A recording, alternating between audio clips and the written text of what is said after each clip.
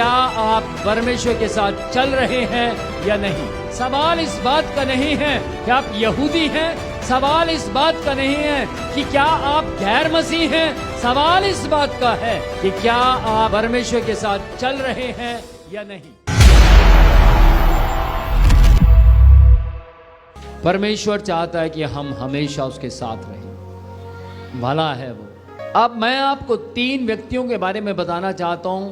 Bible के 3 उदाहरण हैं, वो एग्जाम्पल हैं वो। सबसे पहला व्यक्ति मूसा, जिसके जीवन में हमेशा दुख रहे, बचपन से ही दुख, मुसीबतें, कलेश, परेशानियां, दिक्कतें चलती रही। जब वो पैदा हुआ तो फिरौन ने ऑर्डर पास किया, सारे हिब्रियों को मरवा दिया जाए, जो परमेश्वर की उपासना करते हैं उन सबको मरवा दिया जाए, ऑर्डर पास किया गया। लेकिन क्या हुआ? अगली विपत्ति क्या आई? पहली विपत्ति थी कि ऑर्डर दिया गया मरवा दिया जाए, और विपत्ति आ गई क्या कि मूसा को, अकेले मूसा को नील नदी में टोकरी में बंद कर छोड़ दिया गया। सोचिए, एक बच्चा जब पैदा होता है माँ की गोद में रहता है, दूध पीता है, उसको माँ का प्यार लेता है, लेकिन उसको माँ का प्यार नसीब नहीं हुआ। माँ ने खुद अपने हाथों से उसको नील नदी में छोड़ दिया। अब बच्चे का क्या होगा कुछ नहीं पता। दुख पर दुख आ रहे थे, समस्या पर समस्या आ रही थी। अब आगे गया रानी के हाथ में, लेकिन बाद में पता लगा क्या कि उसको वहां से भी निकलना पड़ा। समस्या पर समस्या थी, लेकिन मैं आपको बोलना चाहता हूं, परमेश्वर ने वो समस्याएं आने दी। परमेश्वर ने ही वो समस्या को आने दिया। जब फिरौन ऐलान करे कि सारे हिब्रियों को मार दिया जाए, वो परमेश्वर के ही योजना का एक हिस्सा थी। और वही मूसा, जिसने बचपन में दुख देखा, कौन जानता था कि वो एक बड़ा नेता बन जाएगा। एक समय ऐसा आया कि परमेश्वर ने अपनी योजना को उसके जीवन में जब पूरा किया तो वो 6 लाख लोगों का नेता बना।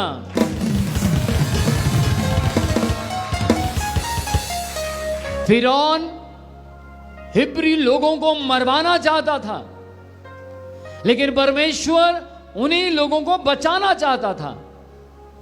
सब लोग, सारे बच्चे मारे गए, लेकिन एक व्यक्ति जिसके जीवन में परमेश्वर की योजना थी, एक बंदा जिसके जीवन में परमेश्वर ने योजना बनाई थी, और उसी बंदे के जरिए परमेश्वर ने उन्हीं इजरायलियों को, जिनको फिरौन मारना चाहता था, उन्हीं को बचवाया, उन्हीं को सुरक्षा दी। ये है परमेश्वर की योजनाएं। हालेलुया। मैं आज आपको बोलना चाहता हूं, आपके जीवन में क्या योजनाएं परमेश्वर की हैं, आपको समझ नहीं आ रही, उलझी हुई दिखाई दे रही हैं, लेकिन एक वक्त आएगा वो आपको अपनी गोद में बैठाकर ऊपर से दिखाएगा, तो आपको सब सही दिखाई देंगे। एक महिला, एक औरत, एक ऐसी लड़की जो अनाथ पैदा हुई, जिसका कोई माता पिता नहीं था। किसी हादसे में उसके माता पिता इस दुनिया से चले गए, लेकिन एस्तर अकेली रह गई। गरीब परिवार से थी, अच्छी परवरिश नहीं हुई थी, लेकिन आगे बढ़ती रही। अपने जन्म में, अपनी बचपन में उसने परमेश्वर की आराधना करना सीखा था, परमेश्वर के नाम को ऊंचा उठाना सीखा था। उसने कभी भी छिपकर गंदे काम नहीं किए थे। उसने कभी भी छिपकर अपने समाज के लोगों को दुख नहीं दिया था, लेकिन उसने वो काम किए जो परमेश्वर को पसंद आए। क्यों? क्योंकि परमेश्वर की योजना थी उसके जीवन में।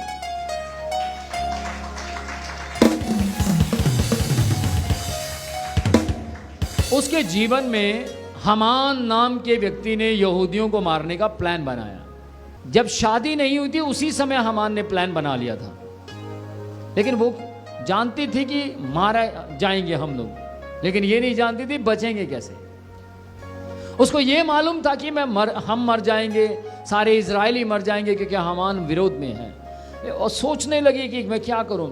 एस्तर को केवल एक बात का पता था कि परमेश्वर चाहे तो कुछ भी कर सकता है।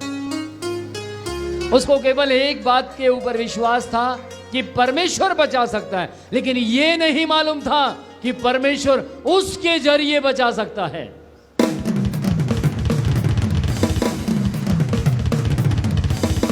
किस किस को समझ आ रही है? एस्तर को पता था कि इजरायली लोग मर जाएंगे, मार दिए जाएंगे, लेकिन एस्तर को यह भी पता था कि उनका परमेश्वर उन्हें बचाने की ताकत रखता है।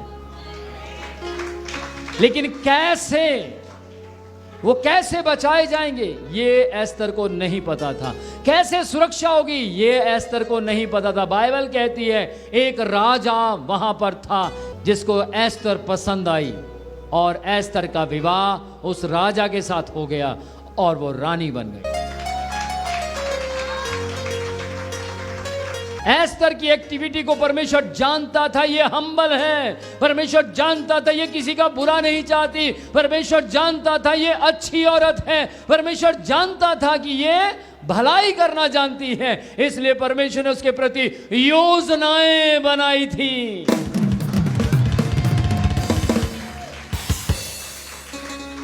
और रानी की बनने के बाद उसने राजा से रिक्वेस्ट की। राजा, हामान नाम का व्यक्ति मेरी कौम को खत्म कर देना चाहता है, मेरी कौम के विरोध में है।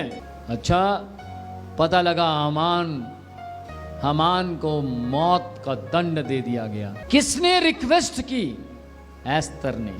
कौन बचाव का कारण बनी? एस्तर। रानी कौन थी? एस्तर। वही अनाथ लड़की रानी बन गई और वो अपनी जाति की, अपनी कौम की रक्षक बन गई। एक और व्यक्ति जो कौम का नहीं था, कौम से बाहर का था। मैं एक ऐसे व्यक्ति के बारे में आपको बताने जा रहा हूं जो क्रिश्चियन नहीं था, लेकिन यीशु मसीह ने, परमेश्वर ने उसे भी अपनी कौम का रक्षक बनाया।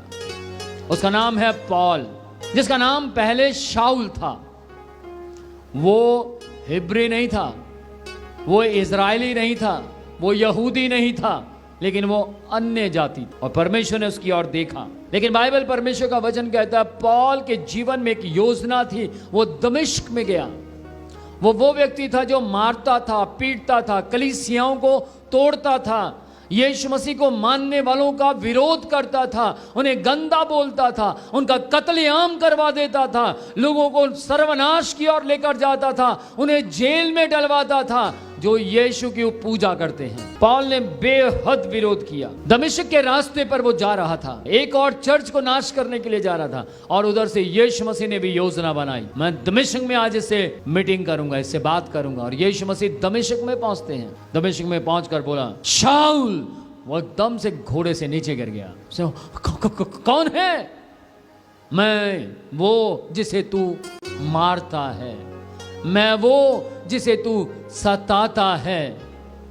कौन? मैंने पहचाना नहीं, मैं यीशु हूं। समझ गया वो तुरंत, जैसे ही उसने बोला मैं यीशु हूं, वो समझ गया ये उन्हीं कलीसियाओं का गुरु है।